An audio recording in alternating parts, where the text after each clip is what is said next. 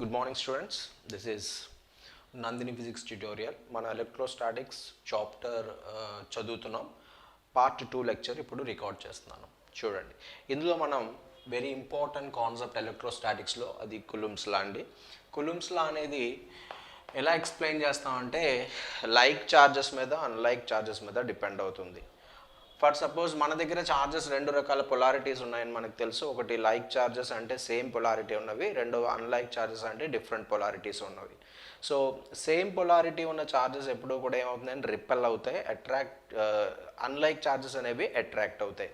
So ఇక్కడ మీరు ఏదైనా కన్సిడర్ చేయొచ్చు, ఏ కేసు అయినా కన్సిడర్ చేసుకోండి, నో ప్రాబ్లం. అయితే మనం ఏం చేయాలి అంటే వాటి మధ్య ఫోర్స్ అనేది ఎలా ఎక్స్పీరియన్స్ అవుతుంది అనేది ఎక్స్ప్లెయిన్ చేయాలి. ఈ కాన్సెప్ట్ అంతా దాని గురించే. అంటే రెండు చార్జెస్ మధ్య ఫోర్స్ ఎలా ఎక్స్పీరియన్స్ అవుతుంది అనేది మనం ఇక్కడ ఇంపార్టెంట్గా మెన్షన్ చేస్తున్నాం. రైట్. అయితే నా దగ్గర ఒక 2 చార్జెస్ ఉన్నాయి. ఒకటి పాజిటివ్ ఛార్జ్, ఇంకొక positive charge plus Q. And see ఈ రెండు charges separated by some distance s. So what is actually Coulomb's law అంటే ఏంటి అంటే the force experienced by 2 charges is always directly proportional to magnitude of charges and inversely proportional to square of the distance between them అనమాట. Actually this is the statement. Actually స్టేట్మెంట్తో మనకు పని లేదు, ఎందుకంటే మనం కాంపిటేటివ్ వ్యూలో చదువుతున్నాం కాబట్టి 2 పాయింట్ చార్జెస్ తీసుకోండి. అది ఒకటి రెండు మన ఇలా ఉండే చార్జెస్ని మనం లైక్ చార్జెస్ అంటాం, రెండు positive charges. So 2 like charges ఉన్నాయి. ఇప్పుడు ఈ రెండింటి మధ్య ఫోర్స్ ఎలా ఎక్స్పీరియన్స్ అవుతుంది అంటే first of all Q1 charge ఉంది కదండి, ఈ ఛార్జ్ ఫస్ట్ ఛార్జ్, ఈ ఛార్జ్ దీన్ని Q1 ఛార్జ్, దీన్ని Q2 ఛార్జ్ అనుకోండి. యువర్ విష్ అంటే సెపరేట్ చేయడం కోసం 2 ఛార్జెస్ ఉన్నాయి, same polarity charges. So first charge మీద ఫోర్స్ ఎక్స్పీరియన్స్ అవుతుంది డ్యూ టు సెకండ్ ఛార్జ్. ఇది ఏంటి అంటే ఈ డైరెక్షన్లో ఉంటుంది, దీన్ని F12 అంటారు. అంటే ఇది ఫస్ట్ది, ఇది సెకండ్ది కాబట్టి ఫస్ట్ ఛార్జ్ మీద డ్యూ టు సెకండ్ ఛార్జ్ వల్ల ఫోర్స్ ఈ డైరెక్షన్లో ఉంటుంది. అలాగే సెకండ్ ఛార్జ్ మీద ఫోర్స్ అనేది డ్యూ టు ఫస్ట్ ఛార్జ్ మీద ఈ డైరెక్షన్లో ఉంటుంది. దీన్ని F1 ఫోర్స్ అంటాం, F21 అంటాం. ఎందుకంటే సెకండ్ ఛార్జ్ యొక్క ఫోర్స్ ఫస్ట్ ఛార్జ్ మీద డిపెండ్ అయి ఉంటుంది. అలాగే ఫస్ట్ ఛార్జ్ యొక్క ఫోర్స్ సెకండ్ ఛార్జ్ మీద డిపెండ్ అవుతుంది. సో అంటే ఇవి రెండు కూడా వీటి మధ్య రిపల్షన్ ఫోర్స్ అనేది ఎగ్జిస్ట్ అవుతుంది కాబట్టి ఫోర్స్ ఎప్పుడు కూడా అవే ఫ్రమ్ ద చార్జెస్కి అవే డైరెక్షన్లో ఉంటుంది. సో అది ఇవి రెండు unlike charges, like charges separated by some distance are అనుకుంటున్నాం. The force experienced on the first charge due to second charge is always represented F12 direction, and this force acting on the second charge is always represented due to first charge is always represented on F21 in this direction. Okay, so ఇక్కడ Newton's third law valid అవుతుందండి, Newton's third law. So Newton third's law ఏంటంటే every force F12 is always, magnitude of force F12 is always equal to magnitude of force F21. అంటే ఏమవుతుందండి, F12 అనేది is always equal to minus F21 అండి. So therefore F12 plus F21 is always equal to 0. సో ఈ లెక్క ప్రకారం ఈ రెండు ఫోర్సెస్ అనేవి ఏమవుతుందంటే కన్జర్వేటివ్ ఫోర్సెస్ అయిపోతాయి. ఎప్పుడైనా 0 అయిందంటే లాస్ట్లో ప్రోడక్ట్ అనేది వాటి యొక్క ఫైనల్ రిజల్ట్ అనేది 0 అయింది అంటే దాని అర్థం అవి కన్జర్వేటివ్ ఫోర్స్ అని. ఇక్కడ ఎలక్ట్రిక్ ఫోర్స్ అనేది కన్జర్వేటివ్ ఫోర్స్ అండి. Okay, so therefore F is always directly proportional to, అంటే the force experienced on these 2 charges ఎప్పుడు కూడా directly proportional to charges Q1 Q2, and force అనేది inversely proportional to distance between square of the distance between 2 charges. దీన్ని FR² అంటారు. So finally F proportional to Q1 Q2 divided by R² అవుతుంది. So therefore F is equal to 1 by, దీన్ని నేను K అనే ఒక constant తోటి multiply చేస్తాను, ఎందుకంటే ప్రపోర్షనాలిటీ పోవాలంటే మనం ఏదో ఒక కాన్స్టెంట్ తీసుకోవాలి. కాన్స్టెంట్తో మల్టిప్లై చేస్తున్నాను, K Q1 Q2 by R². So ఇక్కడ wear K is called where K is equal to 1 by 4 pi epsilon naught. Okay, ఇక్కడ 4 pi అనేది కాన్స్టెంట్, ఎప్సిలాన్ నాట్ అనేది పర్మిటివిటీ ఆఫ్ ఫ్రీ స్పేస్ అంటారు. దీన్ని పర్మిటివిటీ ఆఫ్ ఫ్రీ స్పేస్ అని అంటారు, free space. Okay, permittivity of free space. Approximately మనకి కే value ఎప్పుడు డైరెక్ట్గా మనం అన్ని మల్టిప్లై చేసుకుంటే అంటే ఎప్సిలాన్ నాట్ అనేది పర్మిటివిటీ, ఆ వాల్యూ 4 పై వాల్యూ సబ్స్టిట్యూట్ చేస్తే కే అనేది 9 × 10⁹ వస్తుందండి ఈ కాన్స్టెంట్ వాల్యూ. ఓకేనా? So this is about small introduction of Coulomb's law. Coulomb's law అనేది దీని గురించి అండి. రెండు చార్జెస్ లైక్ కానీ అన్లైక్ చార్జెస్ ఏవైనా సరే వాటి మధ్య ఫోర్స్ ఆఫ్ ఎక్స్పీరియన్స్ అనేది ఎలా ఉంటుంది అంటే ఇదిగోండి ఈ ఫార్మాట్లో ఉంటుంది. So finally force F is equal to ఏమవుతుందండి, K times of Q1 Q2/r². మీరు దీన్ని వెక్టర్ నొటేషన్లో కూడా రిప్రజెంట్ చేయొచ్చు. సమ్ టైమ్స్ వెక్టర్ నొటేషన్లో అయితే F is nothing but F is equal to ఏమవుతుందండి, K into Q1 Q2/r³ r అని రాయొచ్చు. ఇది వెక్టర్ నొటేషన్. ఎప్పుడైనా ఆర్ క్యాప్ అనేది ఏంటంటే యూనిట్ వెక్టర్. సో దీన్ని ఎలా రిప్రజెంట్ చేస్తాం, R cap is equal to r⁻/mod r. Okay, so ఈ విధంగా మనం రిప్రజెంట్ చేయొచ్చు ఆర్ క్యాప్ అని. ఇంకొక క్యాప్ వెక్టర్తో అయితే మనం ఇంకొక r³ మనం మల్టిప్లై చేస్తాం, అంతే, ఇంకేం లేదు. సో ఇది వెక్టర్ నొటేషన్లో ఇలా రిప్రజెంట్ చేస్తాం. మామూలు జనరల్ ఫామ్ అయితే ఇలా రాసుకుంటాం అనమాట. Okay, so and more over ఇంకొక ఇంపార్టెంట్ పాయింట్ అంటే ఇక్కడ ఎప్సిలాన్ నాట్ అనేది మనకి ఫోర్స్ అనేది ఎయిర్లోని వాక్యూమ్లోని ఏ విధంగా ఉంటుంది, పర్మిటివిటీ అనేది ఎలా ఉంటుంది ఒకసారి అది చూద్దాం. రైట్, చూడండి.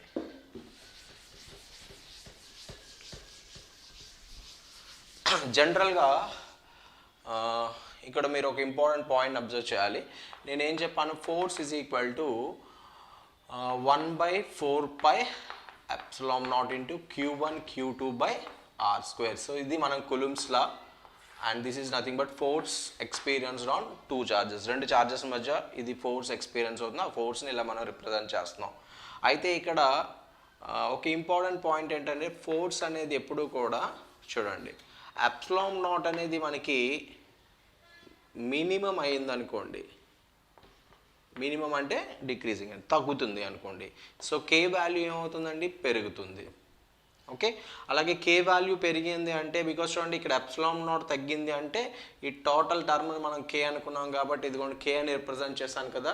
ఎప్సిలాన్ నాట్ డిక్రీజ్ అయింది అంటే కే వాల్యూ పెరుగుతుంది. సో కే వాల్యూ పెరుగుతుందంటే ఫోర్స్ అనేది ఏమవుతుందండి, ఇంక్రీజ్ అవుతుంది. అంటే ఫోర్స్ దేని మీద డిపెండ్ అవుతుంది అంటే ఎప్సిలాన్ నాట్ మీద, మీడియం మీద డిపెండ్ అవుతుంది ఇక్కడ. సో అంటే ఇక్కడ మీకు ఫోర్స్ అనేది, అలాగే చూడండి మీడియం పెరిగింది అంటే దాని అర్థం ఏంటి, మీడియం సంథింగ్ ఎప్సిలాన్ నాట్ అనేది ఫ్రీ స్పేస్ అంటున్నాను, సంథింగ్ ఏదైనా ఇంకేదైనా ఒక మీడియం కన్సిడర్ చేశాను అనుకోండి, ఆ మీడియం ఎప్సిలాన్ నాట్ అన్న అది పెరిగితే కే వాల్యూ ఏమవుతుందండి, తగ్గుతుంది. సో కే వాల్యూ తగ్గుతుంది అంటే ఫోర్స్ ఏమవుతుందండి, తగ్గిపోతుంది. అంటే మీరు మీడియం అనేది చేంజ్ చేస్తే ఫోర్స్ అనేది చేంజ్ అవుతుంది, ఇది మీరు గమనించాలి. ఓకే, సో మనకి ఫ్రీ స్పేస్లో అంటే వాక్యూమ్ కానీ ఎయిర్ కానీ ఈ స్పేస్లో ఫోర్స్ అనేది కంపేర్ టు మీడియంలో ఫోర్స్ కంటే ఎక్కువ అంటే తగ్గుతుంది, చూసారా. అంటే ఫోర్స్ ఆన్ ఎయిర్ వాక్యూమ్ ఎప్పుడు maximum, force on air or vacuum is maximum. అంటే మ్యాక్సిమం ఫోర్స్ ఎక్కడ వస్తుందండి, మ్యాక్సిమం ఫోర్స్ ఎయిర్ వాక్యూమ్లో త్వరగా ఫోర్స్ అనేది మ్యాక్సిమం ఫోర్స్ అనేది ఉంటుంది. అలాగే ఫోర్స్ అనేది డిక్రీజెస్ ఇన్ మీడియం. అంటే మీడియం అంటే ఇక్కడ మినిమం అనేది ఫోర్స్ ఉంటుంది కంపేర్ టు. సో అంటే మీకు చూడండి అప్పుడు ఏమవుతుంది, ఫర్ సపోజ్ ఇక్కడ ఎప్సిలాన్ నాట్ అనేది అంటే ఒకవేళ మీరు maximum free medium is inversely proportional to, చూడండి F is inversely proportional to medium. So ఇక్కడ మీకు మీడియం తగ్గితే ఫోర్స్ పెరుగుతుంది అంటేనా. అంటే మీకు వాక్యూమ్లో అయితే ఫోర్స్ మ్యాక్సిమం ఉంటుంది, అదే ఒకవేళ force is inversely proportional to something ఒక మీడియం అనుకున్నాను ఎప్సిలాన్ నాట్. సో మీడియం ఏమైనా పెరిగిందనుకోండి ఆటోమేటిక్గా ఫోర్స్ అనేది తగ్గుతుందండి.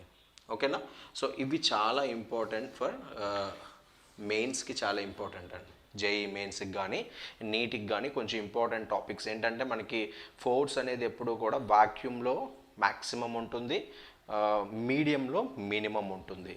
ఓకే, అంటే అది ఫోర్స్ అనేది దేని మీద డిపెండ్ అవుతుంది అంటే ఇక్కడ ఎగ్జాక్ట్గా మీకు అట్రాక్షన్ రిపల్షన్ మీద ఫోర్స్ డిపెండ్ అవుతుంది.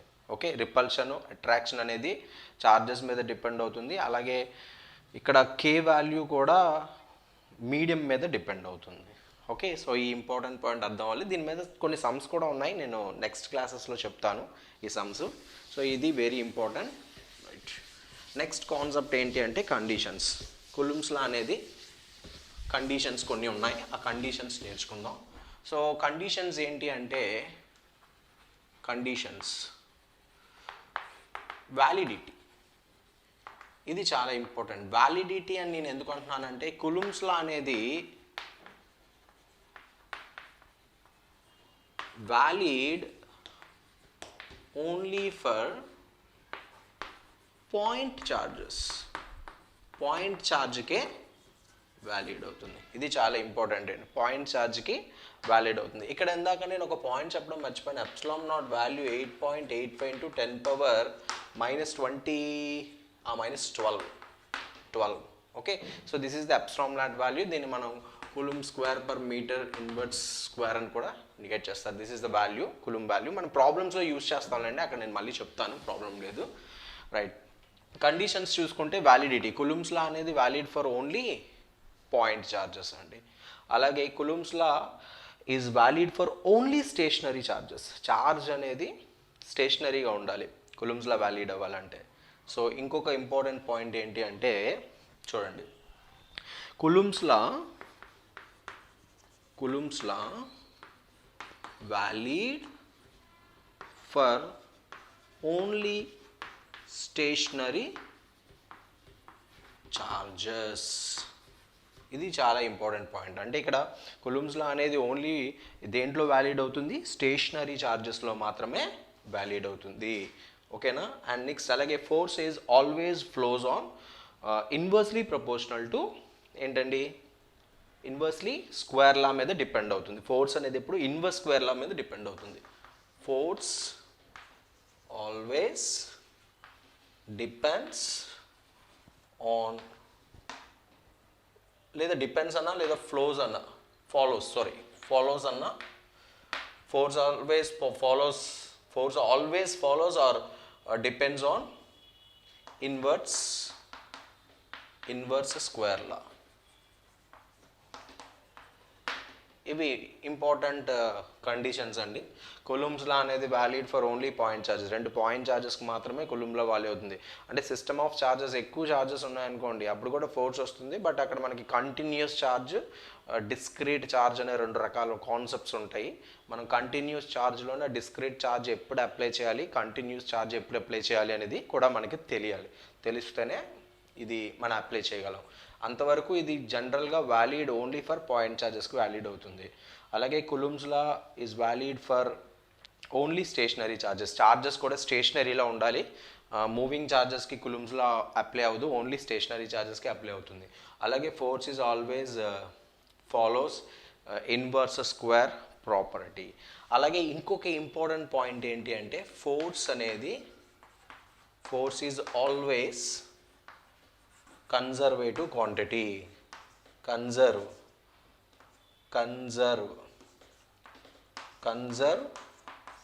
క్వాంటిటీ. ఫోర్స్ ఎప్పుడు కూడా కన్జర్వ్డ్ క్వాంటిటీ అండి. అంటే ఫోర్స్ కన్జర్వ్డ్ క్వాంటిటీ అంటే ఇట్ ఫాలోస్ ఎలక్ట్రిక్ ఫోర్స్ అనేది కన్జర్వేటివ్ ఫోర్స్ అంటారు దీన్ని.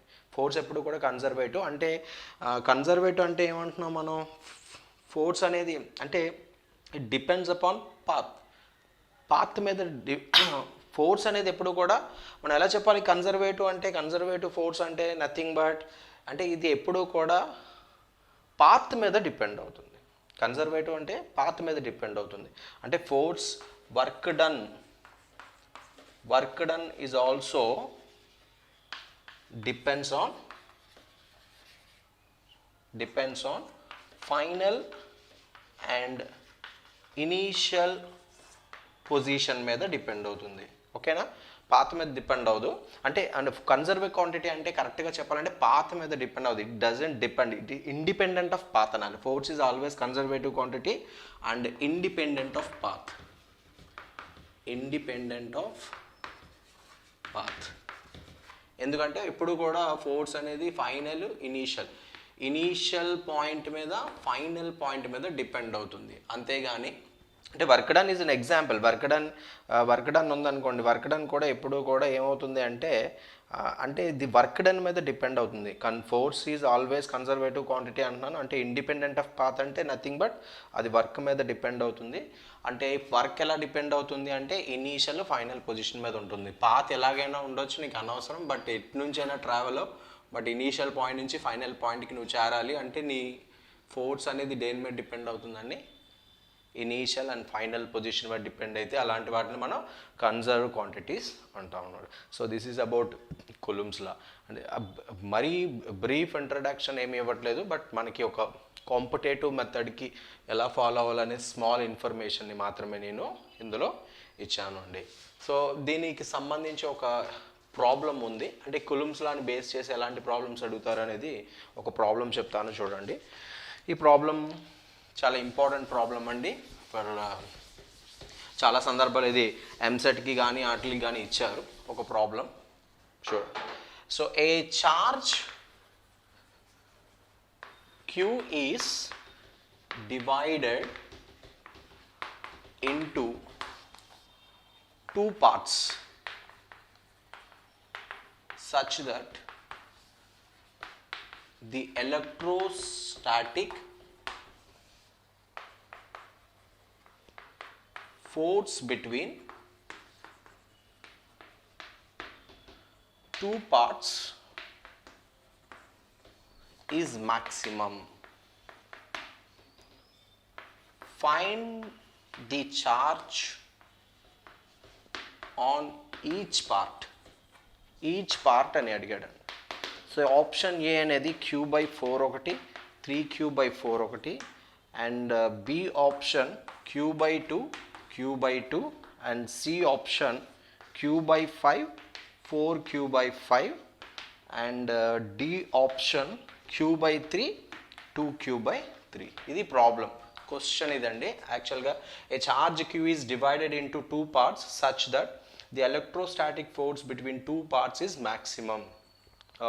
Find the charge on each part అన్నాడు. అంటే ఇక్కడ మనకి చార్జెస్ కూడా వాడు ఏం మెన్షన్ చేయలేదు. చార్జ్ ఏదో ఒకటి Q అన్నాడు. ఆ Q అనే చార్జ్ని డివైడ్ చేయమన్నాడు 2 parts కింద. ఓకేనా?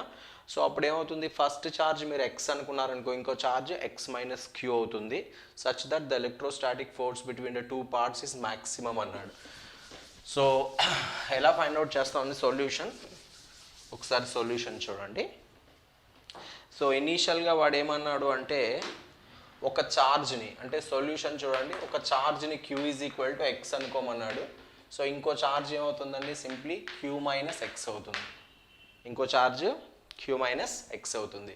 అంటే ఒక ఛార్జ్ X, ఇంకో ఛార్జ్ Q - X. సో ఇప్పుడు ఈ రెండు charges separated by some distance అని. సో ఒక ఛార్జ్ X అనుకున్నాం, ఇంకో ఛార్జ్ ఏమో Q - X అవుతుంది. And these are separated by some distance small r. So what is electric force according to Coulomb's law? Force F అనేది ఈజ్ ఈక్వల్ టు ఏమవుతుందండి, K times of first charge ఏమవుతుంది Q, and second charge Q - X అవుతుంది, divided by r².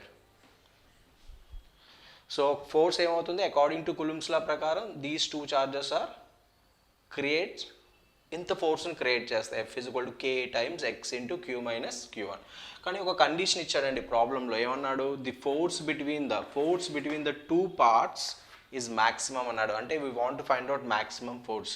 So మ్యాక్సిమా minima condition ఎప్పుడు వస్తుంది అంటే maths ప్రకారం first derivative అనేది 0 అవ్వాలి, లేదా సెకండ్ డెరివేటివ్ కాన్స్టెంట్ అవ్వాలి. అంటే ఫర్ సపోజ్ dF/dx అనేది 0 అవ్వాలి, అదర్వైజ్ d2F/dx² అనేది కాన్స్టెంట్ అని అవ్వాలి. ఈ కేసులో మనకి మ్యాక్సిమం మినిమం పొజిషన్స్ వస్తాయి మ్యాథ్స్ ప్రకారం. సో అంటే నేను ఇప్పుడు మ్యాథమెటిక్స్ అప్లై చేస్తున్నాను ఇక్కడ. సో ఫస్ట్ డెరివేటివ్ కడతాను. సో dF/dx = ఏమవుతుందండి, K times by r² into X Q minus X అవుతుంది. Okay, so d by dx of, so ఇది కాన్స్టెంట్ కాబట్టి టేక్ ఇట్, ఇది ఈజ్ ఈక్వల్ టు 0 చేయాలి బికాజ్ ఎందుకంటే ఫస్ట్ డెరివేటివ్ ఎక్స్ అనేది 0 అవ్వాలి కాబట్టి. కాన్స్టెంట్గా పోతుంది, బయటికి వెళ్ళిపోతే ఏమవుతుందండి, ఓన్లీ ఫర్ డెరివేటివ్ పార్ట్ దీనికి మాత్రమే ఉంటుంది. సో మీరు ఏం చేస్తారంటే జనరల్గా దీన్ని ముందు మల్టిప్లై చేసేద్దాం, ఆ తర్వాత చేస్తాను. చూడండి, దీన్ని మల్టిప్లై చేస్తే ఎఫ్ ఈజ్ ఈక్వల్ టు ఏమొస్తుంది, K times X Q, K by R అలాగ ఉంచుకోండి, K by R square side చేసేయండి, X Q minus X square అవుతుంది. సో దీన్ని డిఫరెన్షియేట్ చేయాలి, నేను ఈ పైన చేస్తున్నాను. చూడండి, డిఫరెన్షియేట్ చేస్తే డిఎఫ్ బై డిఎక్స్ చేస్తే ఏమవుతుందండి, ఇది కాన్స్టెంట్ ఈజ్ ఈక్వల్ టు 0 చేయాలి కాబట్టి ఈ కాన్స్టెంట్ ఇటువైపు మల్టిప్లై అవుతుంది కాబట్టి ఇటువైపు వెళ్తే డివైడెడ్ బై 0 అవుతుంది, 0 అయిపోతుంది. So therefore finally 0 is equal to ఏమవుతుంది, డిఫరెన్షియేషన్ దీనికి చేయాలి, d by dx of X Q minus X స్క్వేర్కి డిఫరెన్షియేట్ చేయాలి. చేస్తే ఏమొస్తుంది, ఇది this is nothing but X, differentiation of X ఇది ఒకటి కాన్స్టెంట్, క్యూ అనేది కాన్స్టెంట్ కాబట్టి డిఫరెన్షియేషన్ ఓన్లీ ఎక్స్కి అవుతుంది, క్యూ అవుతుంది, minus 2x is equal to 0 అవుతుంది. So therefore Q is equal to 2x అవుతుంది, then X is equal to ఏమవుతుందండి, X is equal to Q by 2, sorry X is equal to Q by 2. అంటే ఒక charge ఏమవుతుందండి, q by 2 అవుతుంది, రెండో charge q minus q by 2 అవుతుంది, అంటే 2q minus q by 2. So therefore ఏమవుతుందండి, q by 2 అవుతుంది. సో మనకి ఆప్షన్ ఏంటి, ఒక ఛార్జ్ క్యూ బై 2 వచ్చింది, ఇంకో ఛార్జ్ క్యూ బై 2 వచ్చింది. సో ఇక్కడ మనకు ఆప్షన్ ఏముందండి, this is the B option. So ఇలాంటి మనం చాలా ప్రాబ్లమ్స్ ఉన్నాయండి, ఇంకా అవసరమైతే నెక్స్ట్ సెషన్లో చెప్తాను, మంచి ప్రాబ్లమ్స్ ఉన్నాయి. ఇది ఒక ఇంపార్టెంట్ ప్రాబ్లం. అండ్ ఇంకొక ప్రాబ్లం ఉంది, ఈ ప్రాబ్లం చేసేస్తే మనం దీని టైప్ ఆఫ్ అప్లికేషన్స్ ఎలా ఇస్తాడనేది ఒక క్లారిటీ వస్తుంది మనకి. Okay right. So another problem చూడండి, 2 point charges A and B having charge plus Q and minus Q respectively are placed at certain distance apart and force acting between them is capital F. If 25% charge of A is transferred to B, then